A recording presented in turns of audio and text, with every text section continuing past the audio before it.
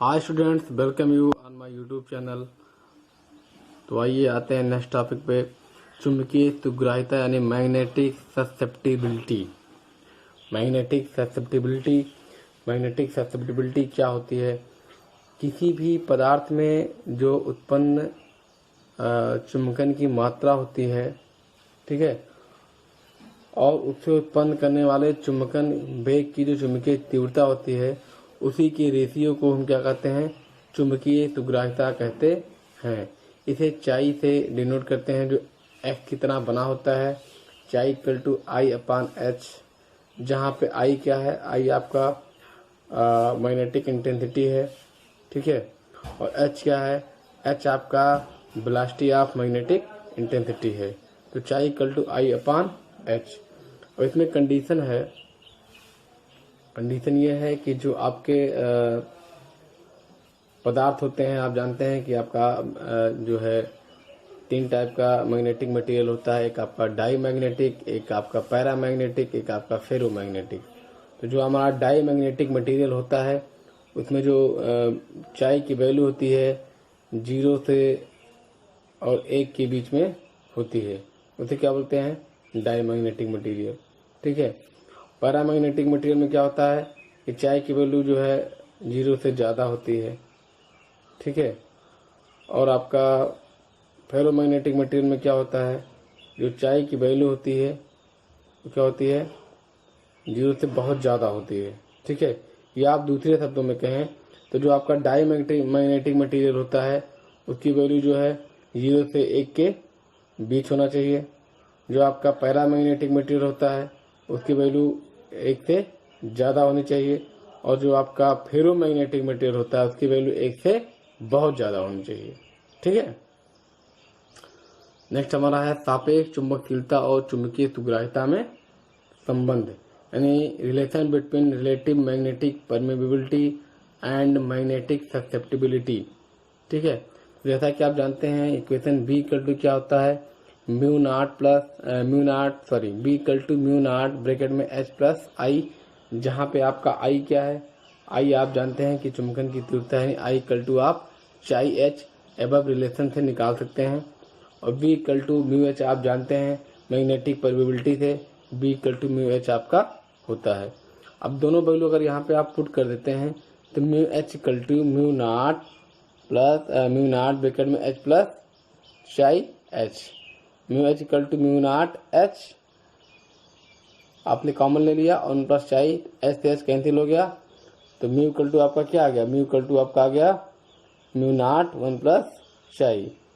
अच्छा, mu equal to क्या होता है? म्यू नॉट म्यू आर होता है। ये आप कहाँ से निकाल सकते हैं? इसके आप प्रीवियस रिलेशन से आप इसको निकाल चुके हैं कि आप जो रिलेटिव मैग्नेटिक परमेबिलिटी होती है, mu R equal to mu upon mu naught होता है। इस तरह से mu equal to mu naught into mu R हो जाएगा, equal to mu naught 1 plus chi. अब म्यू नॉट से म्यू नॉट कट गया तो mu R equal to 1 plus chi, ठीक है। यहाँ पे म्यू आर क्या है? म्यू आर आपका है रिलेटिव मैग्नेटिक परमेबिलिटी, चाई आपका क्या है? मैग्नेटिक ससेप्टिबिलिटी, ठीक है। 1 आपका कांस्टेंट है। तो देखिए यहाँ पे भी मैंने एक्सप्लेन किया है। इस तरह से आप जो है म्यू आर की वैल्यू अगर 0 से 1 के बीच में है तो प्रतिचुंबकीय पदार्थ यानी diamagnetic material, mu R की वैल्यू अगर 1 से अधिक है तो अनुचुंबकीय पदार्थ यानी पैरामैग्नेटिक मटीरियल, और अगर म्यू आर की वैल्यू 1 से ज़्यादा अधिक है तो लौह चुंबकीय पदार्थ यानी फेरोमैग्नेटिक मटीरियल, ठीक है। अब नेक्स्ट हमारा आता है Gauss law for magnetism. Gauss law for magnetism यानी चुंबकत्व संबंधी गॉस का नियम। जैसे जब किसी मैग्नेटिक डाइपोल की वजह से जब किसी स्थान पर जो है आपका मैग्नेटिक फील्ड क्रिएट होता है, तो उसको जो है निकालने के लिए गॉस ने एक लॉ दिया, ठीक है। ये आपका जो लॉ है, जैसे आपका मैक्सवेल इलेक्ट्रोमैग्नेटिक लॉ था, उसी से की तरह ये आपका है। तो आप जानते हैं कि जब कोई आपका बंद परिपथ होता है, ठीक है, किसी बंद परिपथ होता है जो कि चुंबकीय क्षेत्र में रखा हुआ है, तो उससे निकलने वाले कुल जो चुंबकीय फ्लक्स का मान होता है क्या होता है? 0 होता है। देखिए यहाँ आपको दिखाया गया है फिगर में, आपका मैग्नेटिक फील्ड में कोई आपका बंद फ्लक्स रखा हुआ है, कोई बंद आपका सतह रखा हुआ है, क्लोज सिस्टम आपका रखा हुआ है। यहाँ देखिए डायरेक्शन आपको दिखाया गया है, किसका डायरेक्शन दिखाया गया है, मैग्नेटिक फील्ड का डायरेक्शन दिखाया गया है, ठीक है। और वहाँ पे आपका जो आपका सरफेस एरिया है, सरफेस एरिया आप मान सकते हैं एस, स्मॉल सरफेस एरिया को ds मान सकते हैं। और जो एंगल है इसके बीच में एंगल कितना है, थीटा है। तो आप ये कह सकते हैं किसी भी क्लोज सिस्टम से जो निकलने वाला कुल मैग्नेटिक फ्लक्स होता है उसकी वैल्यू क्या होती है, 0 होती है। यानी किसी भी बंद सतह से गुजरने वाले कुल चुंबकीय फ्लक्स का मान क्या होता है, 0 होता है। तो आप मान लीजिए कि अगर इसका जो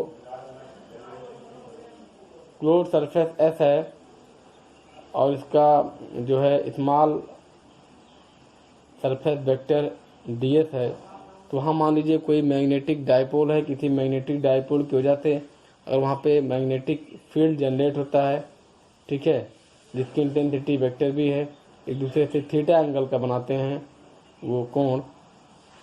ऐसे केस में जो आपका डी फाई होगा, d phi equal to vector v dot ds यानी कि b ds cos थीटा। यहाँ पे जो है आपका जो थीटा है ये परपेंडिकुलर आउटवर्ड रहेगा, तो cos 90 की वैल्यू क्या हो जाएगी, 0 हो जाएगी। और इस तरह से आपका फाई एम की वैल्यू क्या हो जाएगी, डी फाई यानी कि 0 हो जाएगा, तो बी डी एस की वैल्यू 0 हो जाएगा। तो हम ये कह सकते हैं, जैसे भी कहा है आपने कि किसी भी क्लोज सिस्टम से निकलने वाले टोटल जो मैग्नेटिक फ्लक्स होता है उसका मान 0 होता है। तो आप ये कह सकते हैं कि आपका किसी भी क्लोज सिस्टम में जो एंट्री पॉइंट पे मैग्नेटिक फ्लक्स और किसी भी क्लोज सिस्टम के एग्जिट पॉइंट पे मैग्नेटिक फ्लक्स की वैल्यू सेम होती है, यानी कि phi incoming equal to phi outgoing, ठीक है। तो हमारा ये टॉपिक बंद होता है, हमारा नेक्स्ट टॉपिक स्टार्ट होता है। नेक्स्ट टॉपिक क्या आपका चुंबकीय पदार्थ यानी मैग्नेटिक मटेरियल। तो मैग्नेटिक मटेरियल के बारे में आप जानते हैं, फराडे ने ये देखा कि लगभग जितने भी आपके मटेरियल्स होते हैं उसमें मैग्नेटिज्म के कुछ न कुछ प्रॉपर्टी आपके पाए जाते हैं। इस प्रॉपर्टी की जो एक्सप्लेनेशन है वो आपका एटॉमिक मॉडल के बेस पे किया जा सकता है, जैसा कि आपको चित्र में दिखाया गया। आप जानते हैं कि जितने भी मटेरियल होते हैं, जितने भी सब्सटेंस होते हैं, जितने भी सब्सटेंसेज होते हैं, किससे मिलकर बना होता है, एटम से मिलकर बना होता है, ठीक है। तो आपका जो एटम्स होता है उसके न्यूक्लियस में क्या होता है, उसके सेंटर में क्या होता है, न्यूक्लियस होता है, ठीक है।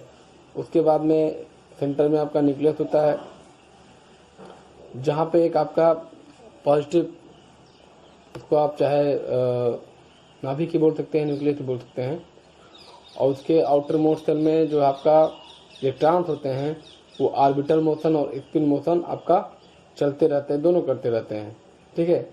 और जो इलेक्ट्रॉन जो है करंट लूप की तरह जो है बिहेव करते हैं, या मान सकते हैं मैग्नेटिक डायपोल की तरह जो है बिहेव करते हैं, जिसकी वजह से इसमें चूंकि स्पिन मोशन और ऑर्बिटल मोशन दोनों होता है, इस वजह से इसमें मैग्नेटिक मोमेंट क्रिएट होता है, ठीक है। मैग्नेटिक मोमेंट आपका क्रिएट होता है, इसको चुंबकीय आघूर्ण कहते हैं। लेकिन चुंबकीय आघूर्ण का मैक्सिमम जो पार्ट है वो किससे क्रिएट होता है, इलेक्ट्रॉन के स्पिन से ही क्रिएट होता है। तो आपका जो मैग्नेटिक मटेरियल है, इस तरह से मैग्नेटिक मटेरियल आपका 3 पार्ट में इसको डिवाइड किया गया है। आप जानते हैं डाईमैग्नेटिक पदार्थ यानी कि प्रतिचुंबकीय पदार्थ, पैरामैग्नेटिक मटेरियल यानी कि अनचुंबकीय पदार्थ, और फेरोमैग्नेटिक मटेरियल यानी कि लौह चुंबकीय पदार्थ, ठीक है। तो यही आपका बेसिक है। अब इसमें एक आता है, अब टॉपिक आपका रिलेटिव परमेबिलिटी यानी कि आपेक्षिक चुंबकशीलता। तो जो आपका मटेरियल को आपने डिवाइड किया है diamagnetic material, paramagnetic material, ferromagnetic material, तो इसका एक्सप्लेनेशन जो है रिलेटिव परमेबिलिटी के आधार पर की जा सकती है। आपको पहले भी इसका हम डिस्कस कर चुके हैं। जैसे म्यू की वैल्यू यहाँ पे जैसे दिया गया म्यू अपान म्यू नॉट, जहाँ पे म्यू नॉट क्या है, म्यू नॉट आपकी है चुंबकशीलता परमेबिलिटी, किसके लिए, वैक्यूम के लिए, और म्यू आपका किसके लिए, पदार्थ के लिए है। ऐसे mu R equal to B upon B naught, जहाँ पे आपका फ्लक्स डेंसिटी है वैक्यूम में बी नॉट, अभी आपका फ्लक्स डेंसिटी किसी मटेरियल की है। तो इस बेस पे आप ये कह सकते हैं, अगर म्यू आर की जो वैल्यू है, आप जानते हैं अगर म्यू आर की वैल्यू 0 से 1 के बीच में आता है तो diamagnetic material. Mu R की वैल्यू 1 या थोड़ा सा 1 से ज़्यादा आता है अप्रॉक्सीमेट पैरामैग्नेटिक मटेरियल, और 1 की वैल्यू, और अगर म्यू आर की वैल्यू 1 से बहुत ज़्यादा आता है तो क्या हो जाएगा आपका फेरोमैग्नेटिक मटेरियल हो जाएगा। नेक्स्ट आपका आता है डाई मैग्नेटिक सब्सटेंसेज यानी पैरामैग्नेटिक, डाई मैग्नेटिक सब्सटेंसेज यानी प्रतिचुंबकीय पदार्थ। तो आप जानते हैं जब डाई मैग्नेटिक मटेरियल को किसी आप मैग्नेटिक फील्ड में रखते हैं, ठीक है, या आप कह सकते हैं कि उसके अपोजिट डायरेक्शन में रखते हैं, तो थोड़ा सा उसमें क्या उत्पन्न होता है, डिफ्लेक्शन क्रिएट होता है, वो उसमें चुंबकित होते हैं वो, ठीक है। तो अगर जो है ऐसे पदार्थ को अगर आप किसी स्ट्रांग मैग्नेट के पास ले जाएंगे तो थोड़ा सा उसमें रिपल्सन होगा, ठीक है। जैसे आपका बिस्मथ हो गया, जिंक हो गया, कापर हो गया, सिल्वर हो गया, और आपका गोल्ड हो गया, डायमंड हो गया, जिसको आप कार्बन कहते हैं, फुल्ली कार्बन होता है ये, साल्ट आपका हो गया खाने वाला होता है थोड़ा, NaCl, आपका पानी हो गया H2O, आपका मरकरी हो गया Hg, नाइट्रोजन हो गया N2, हाइड्रोजन हो गया H2। तीन सब में जो है डाई मैग्नेटिक पदार्थ के प्रॉपर्टीज पाए जाते हैं। अच्छा, बेसिकली डाई मैग्नेटिक से नाम ही से क्लियर है डाई, तो डाई मैग्नेटिक मटेरियल वो होते हैं जिसमें आपके मान सकते हैं कि सम इलेक्ट्रॉन्स होते हैं, वो दो दो इलेक्ट्रॉन का पेयर बनाते हैं, ठीक है। और स्पिन जो उनका होता है, आप जानते होंगे इलेक्ट्रॉनिक विन्यास आपने पढ़ा होगा, स्पिन जब इसमें आपके पेयर बनते हैं उसमें स्पिन अपोजिट डायरेक्शन में होते हैं, ठीक है। तो उनका जो नेट डायपोल मोमेंट होता है, नेट डायपोल मोमेंट क्या हो जाता है, नेट डायपोल मोमेंट उनका 0 हो जाता है। अच्छा, जब डाई मैग्नेटिक मटेरियल को किसी आप मैग्नेटिक फील्ड में रखते हैं तो इलेक्ट्रॉन का जो मोशन होता है वो क्या हो जाता है, चेंज हो जाता है। तो इसमें से जो आपके दोनों आपके जो इलेक्ट्रॉन्स होते हैं, पेयर्स होते हैं, एक का जो एक्सेलरेशन हो जाता है, दूसरा का रिटार्डेशन हो जाता है, ठीक है। एक की स्पीड बढ़ जाती है, दूसरी की स्पीड कम हो जाती है, और तो इसके जो मैग्नेटिक मोमेंट क्रिएट होते हैं एक दूसरे को कैंसिल नहीं कर पाते हैं। इस तरह से आपका उसमें रिजल्टेंट मैग्नेटिक मोमेंट इंड्यूस्ड हो जाता है, इसकी वजह से जो आपका एक्सटर्नल मैग्नेटिक फील्ड होता है, एक्सटर्नल मैग्नेटिक फील्ड के अपोजिट डायरेक्शन में आपका पदार्थ क्या हो जाता है, मैग्नेटाइज हो जाता है, चुंबकित हो जाता है, ठीक है, यही होता है। अच्छा, अगर आप इसमें टेम्परेचर का हेरफेर करते हैं तो इसमें कोई इफेक्ट नहीं पड़ता है टेम्परेचर का। नेक्स्ट आपका आता है पैरामैग्नेटिक सब्सटेंसेज। पैरामैग्नेटिक सब्सटेंसेज में क्या होता है, अगर इसको आप किसी भी मैग्नेटिक फील्ड में रखते हैं तो इसमें जो मैग्नेटाइजेशन होता है बहुत थोड़ा सा होता है, यानी कि इसमें जो चुंबकित होता है ये बहुत कम चुंबकित होता है। और किसी भी स्ट्रांग मैग्नेट के को आप पास ले जाते हैं तो इसमें क्या हो जाता है, अट्रैक्शन शुरू हो जाता है। जैसे आपका एल्युमिनियम हो गया, सोडियम हो गया, प्लेटिनम हो गया, मैग्नीज हो गया, कॉपर क्लोराइड यानी CuCl2 हो गया, ऑक्सीजन हो गया, ठीक है। देखिए आपको जैसा कि आपको यहाँ पे फिगर में दिखाया गया है, तो जो पैरामैग्नेटिक पदार्थ आप जान गए हैं कि पैरामैग्नेटिक पदार्थ में क्या होता है, आपका एक्सेस इलेक्ट्रॉन होता है, यानी कि एक आपका इलेक्ट्रॉन ज़्यादा होता है जिसका स्पिन जो है एक ही डायरेक्शन में होता है। इसका स्पिन क्या होता है, एक ही डायरेक्शन में होता है, और इसमें परमानेंट मैग्नेटिक मोमेंट क्रिएट हो जाता है, जिसको आप किसी छोटे बार मैग्नेट की तरह ये बिहेव करता है, ठीक है। तो इसे जो है एटॉमिक मैग्नेट कहते हैं। इसमें रैंडम ओरिएंटेशन होता है, इस तरह से इसका जो है नेट मैग्नेटिक मोमेंट क्या होता है, 0 होता है। जैसे मान लीजिए किसी पैरामैग्नेटिक मटेरियल को आप किसी मैग्नेटिक फील्ड में आप रखे हैं एटॉमिक मैग्नेट को, तो इसमें जो है एक टार्क वर्क करता है। देखिए फिगर में आपको दिखाया गया है, इसको देखिए और इसको देखिए, ठीक है। यहाँ पे क्या होता है, थर्मल एजिएशन उत्पन्न होता है इसमें, जैसे कि जो है जो आपके इसके मॉलिक्यूल्स होते हैं उसका रैंडम मोशन स्टार्ट होता है, और इसके जो मॉलिक्यूल्स होते हैं वो वाइब्रेट करने लगते हैं, ठीक है। और आपका जो वाइब्रेट होने की वजह से देखिए अलाइनमेंट में आ जाते हैं सारे, जो है ये सब अलाइनमेंट आ जाते हैं, एक ही जो है रेखा में ये आ जाते हैं। इस तरह से जो पैरामैग्नेटिक मटेरियल होता है उसका जो है मैग्नेटाइजेशन बहुत कम होता है।